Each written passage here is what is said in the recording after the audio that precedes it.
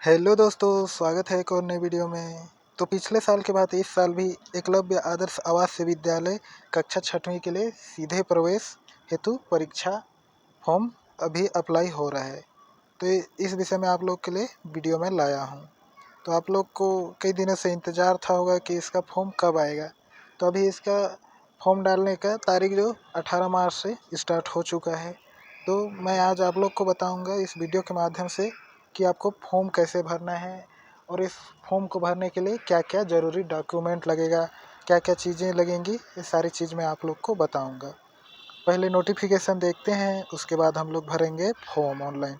तो वीडियो में बने रहिए। फॉर्म कैसे भरना है, सारी चीज़ों को जानना है तो वीडियो में बने रहना पड़ेगा। फिर उसके बाद क्या क्या जो भी मुख्य चीज़ है उसको देख के ही आप लोग को फॉर्म भरना है। तो इसका जो ऑनलाइन फॉर्म 18 मार्च से शुरू हो गया है और यह आवेदन करने 1 महीना तक इसका फॉर्म फिलअप होगा या 18 अप्रैल तक इसका फॉर्म फिलअप हो जाएगा। उसके बाद 19 से 26 अप्रैल तक इसको आप लोग अगर कुछ भी गलती होगा तो आप सुधार सकते हैं। और इसका जो एग्ज़ाम है, प्रवेश परीक्षा का तिथि है 18 मई को संभावित रखा गया है और 18 मई को ही हो जाएगा। आप लोग को ये संभावित नहीं है, फिक्स डेट है। तो इस चीज़ को आप लोग को ध्यान में रखना है। और इस परीक्षा में कुछ इस प्रकार से अंकों का विभाजन हुआ है। मानसिक क्षमता विकास के लिए 50 अंक है और क्वेश्चन भी 50 होगा। अंक गणित है 25 अंक का है, क्वेश्चन भी 25 अंक। और हिंदी, अंग्रेजी एवं क्षेत्रीय भाषा जो हम लोग का छत्तीसगढ़ी भाषा है वो 25 नंबर, ये तीनों विषय मिलाकर 25 नंबर का होगा। इस टाइप से होगा। और इसका सैंपल कुछ क्वेश्चन पेपर का इस टाइप से होगा। बिल्कुल सिंपल आता है। जवाहर नवोदय विद्यालय से भी ये उससे भी सिंपल आता है। और यहाँ जो कुछ डॉक्यूमेंट ज़रूरी है, इस चीज़ को मैं बता देता हूँ। मेन मुख्य चीज़ 2-4 डॉक्यूमेंट हैं, जिसमें होगा स्वघोषणा पत्र माता पिता द्वारा किया जाए। इसके बाद कार्यालय प्रधान पाठक माध्यम जो प्रधान पाठक द्वारा भरा जाएगा एक, इसको भी भर लेना है। जो इसको स्वघोषणा पत्र और कार्यालय प्रधान पाठक द्वारा भरा जाने वाला फॉर्म, इसको जो हम लोग फॉर्म फिलअप करेंगे उस टाइम इसको भरना, इसको अपलोड करना पड़ता है। तो ये दोनों को पहले भरवा लेना है। बाकी जो नीचे इधर है भूमिदान प्रमाण पत्र, चिकित्सा स्वास्थ्य प्रमाण पत्र और सिकलेल परीक्षण प्रमाण पत्र, और है विधवा माता पिता प्रमाण पत्र, और इसके बाद है प्राचार्य द्वारा जारी सेवा प्रमाण पत्र। इस टाइप से कुछ प्रमाण पत्र हैं जो कि आपका जो भी लड़का लड़की है उसका सिलेक्शन होने के बाद उसको लिया जाता है। तो इस चीज़ का ध्यान रखेंगे। इसमें से जो ऊपर 2 चीज़ है, स्वघोषणा पत्र और प्रधान पाठक द्वारा भरा गया जो आवेदन पत्र है, ये वाला ये ज़्यादा ज़रूरी है इसको, क्योंकि फॉर्म भरते टाइम ही इसको अपलोड किया जाता है। तो इतना मोटा चीज़ आप लोग को समझ आ गया होगा। अब चलिए देखते हैं इसका फॉर्म कैसे भरा जाता है। तो फॉर्म भरने के चलिए कोई एक ब्राउज़र आपको ओपन कर लेना है। जैसे ही कोई एक ब्राउज़र ओपन होगा और यहाँ सर्च बार में आप लोग को टाइप कर देना है इस टाइप से कुछ eklavya.cg.nic.in, इस टाइप से आप लोग को यहाँ टाइप कर देना है। इस टाइप से आपको टाइप कर देंगे। जैसे मैंने इसको इस टाइप से क्लिक कर दिया तो इसका वेबसाइट इस तरह से खुल जाएगा यहाँ। और खुलने के बाद जो पहले ही वेबसाइट है, हिंदी में लिखा होगा एकलव्य आदर्श आवासीय विद्यालय, एकलव्य आदर्श आवासीय विद्यालय, इस टाइप से होगा। इसी के ऊपर आपको क्लिक कर देना है। जैसे इसके ऊपर क्लिक करेंगे, क्लिक करने के बाद इसका जो ऑफिशियल वेबसाइट है इस टाइप से यहाँ खुल जाएगा। और इस टाइप से कुछ स्टूडेंट, पढ़ाते हुए टीचर, इस टाइप का जो इसका इंटरफेस है शो होने लगेगा। इस टाइप से यहाँ जो कुछ भी है सारी चीज़ें यहाँ आप लोग को दिख जाएगा। ये वेबसाइट खोलने के बाद आपको सबसे पहले, अगर आपका मोबाइल डेस्कटॉप में नहीं है तो इधर 3 डॉट राइट साइड जो 3 डॉट है इसको देखेंगे। और यहाँ जो डेस्कटॉप का जो बटन है इसको आपको चेक कर देना है, क्लिक कर देना है। इस टाइप से नीले बटन कर देना है, तभी आपको फॉर्म भरना है। कि क्या इससे अच्छी तरह से आपका फॉर्म भराएगा, सारी चीज़ देखने में आपको तकलीफ नहीं होगा। चलिए आते हैं यहाँ क्या क्या चीज़ें हैं। यहाँ आप लोग को देखना है 2-4 चीज़ें होंगी। सूचना पट, महत्वपूर्ण लिंक, विद्यालय जानकारी, दस्तावेज।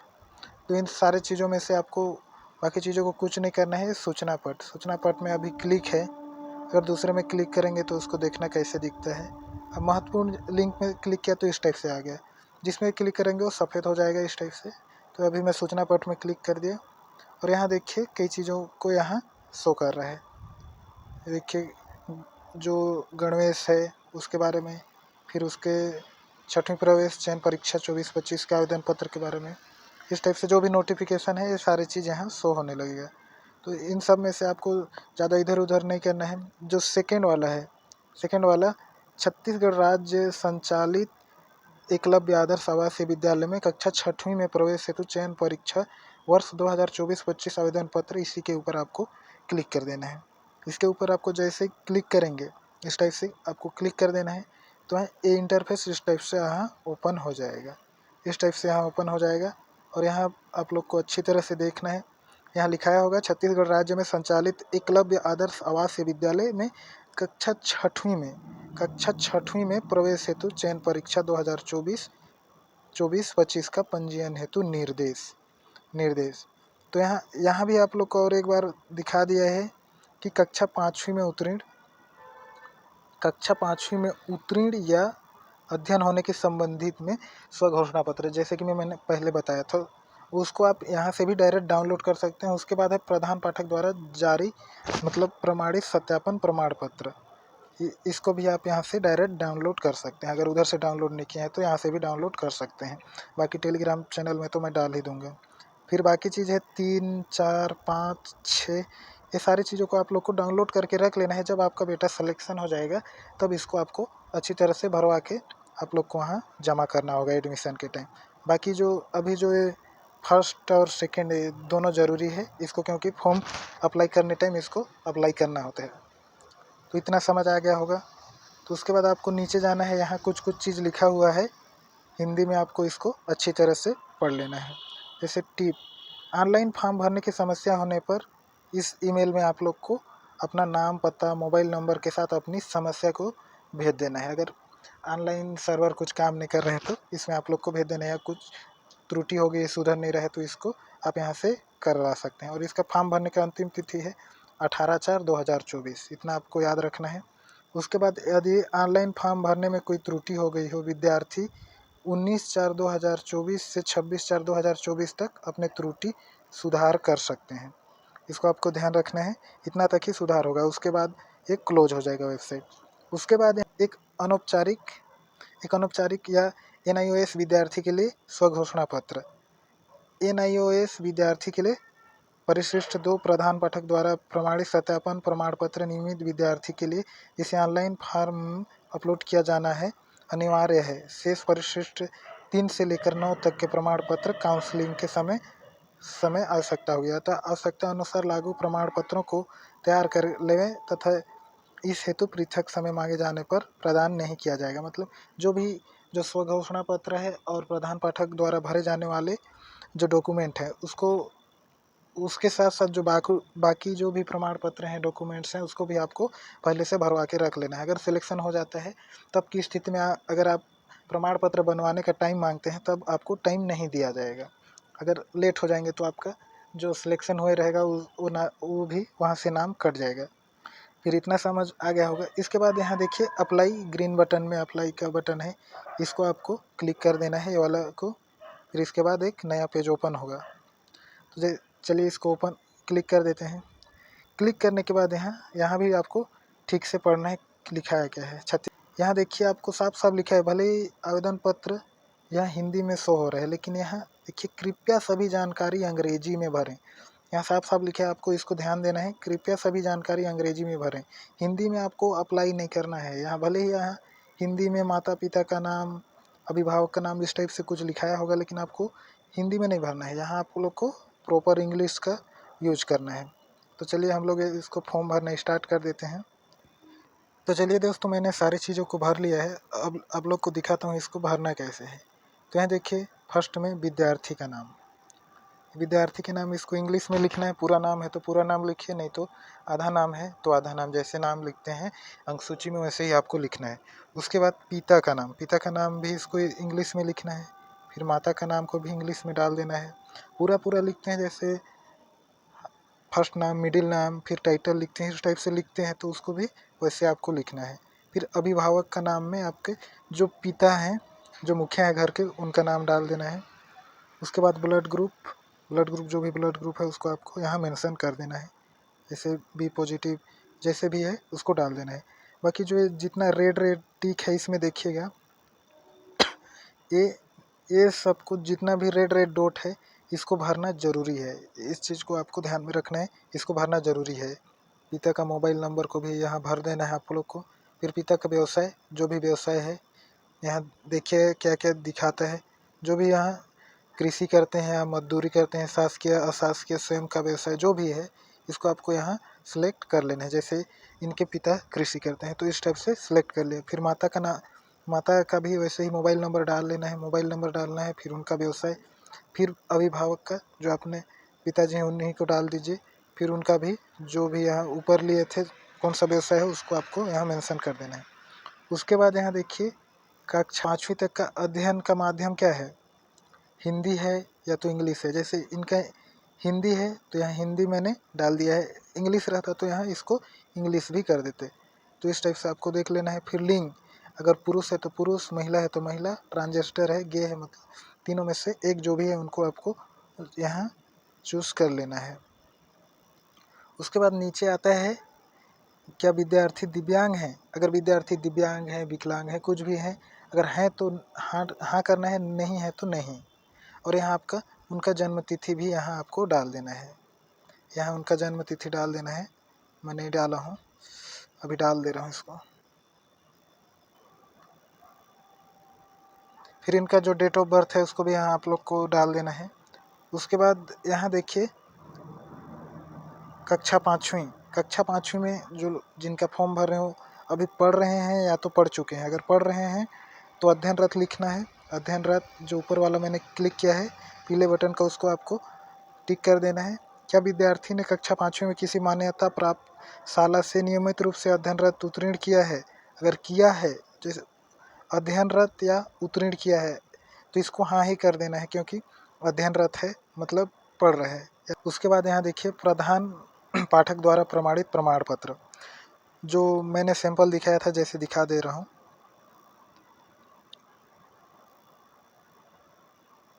इस टाइप से मैंने दिखाया था कार्यालय प्रधान पाठक माध्यमिक शाला वाला। ये जो फॉर्म था इसको आपका जो जिस स्कूल में भी आपका बेटा बेटी पढ़ते हैं वहाँ का जो प्रधान पाठक है, प्रिंसिपल है, वही ये फॉर्म भरेंगे।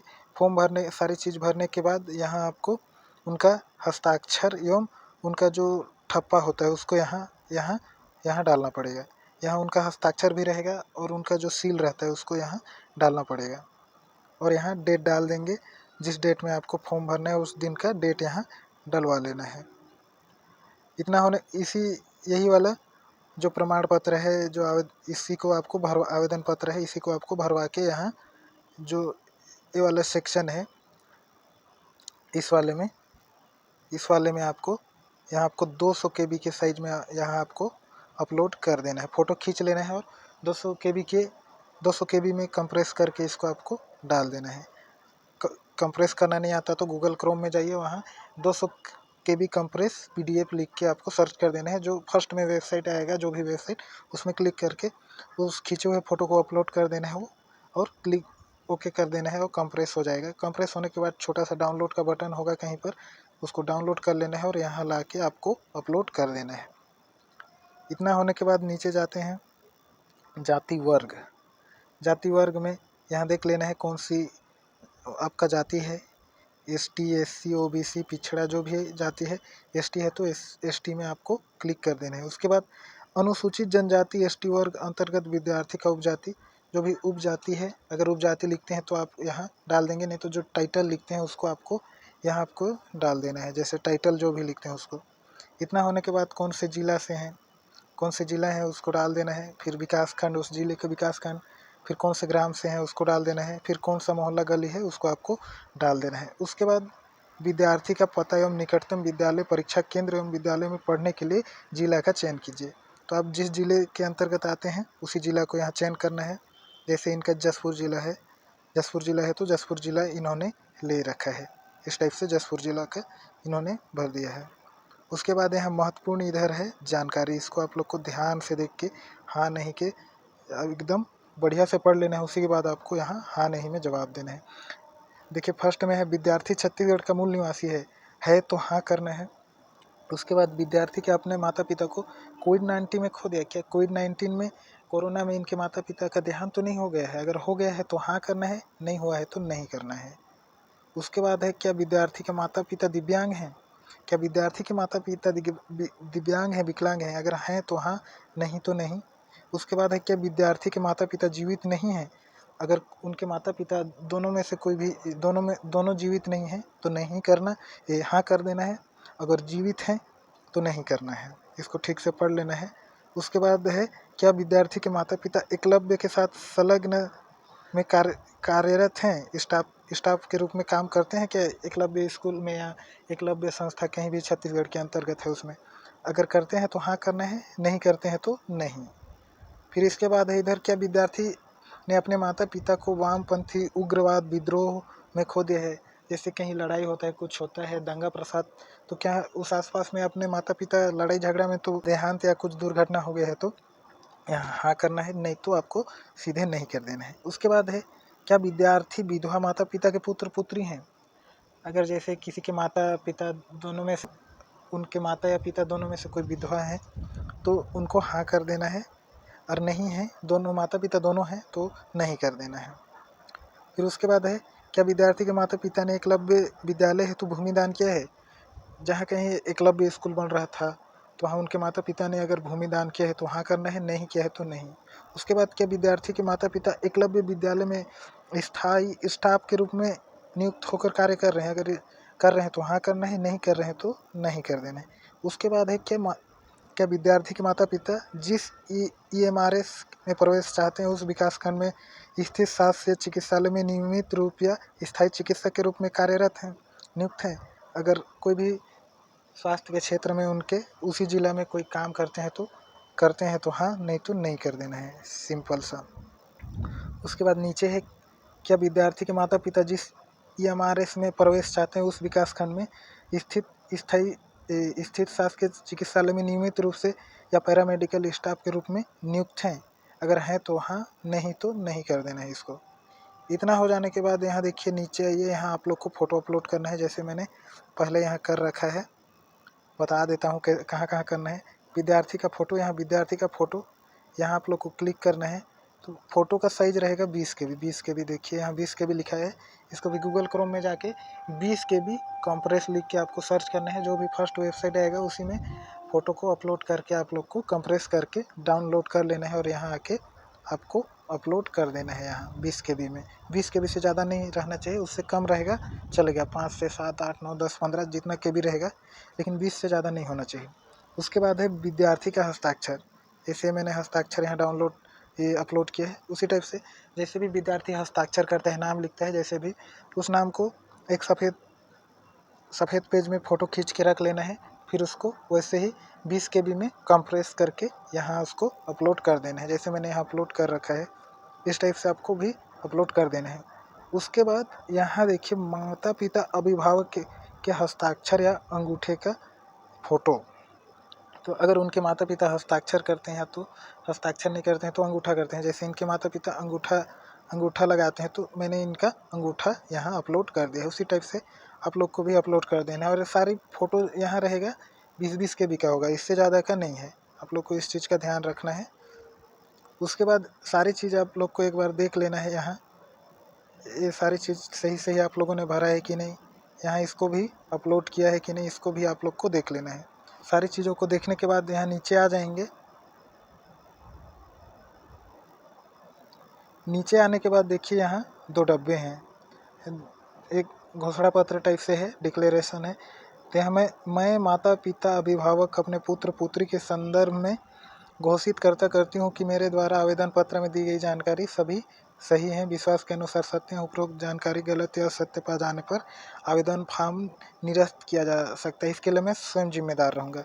इसमें बोल रहा है कि आप लोग को जो भी फॉर्म भर रहे हो सही है, जानकारी सही है, तभी आप लोग के बच्चे को लेंगे। अन्यथा कुछ भी गलती होगा तो निरस्त कर दिया जाएगा।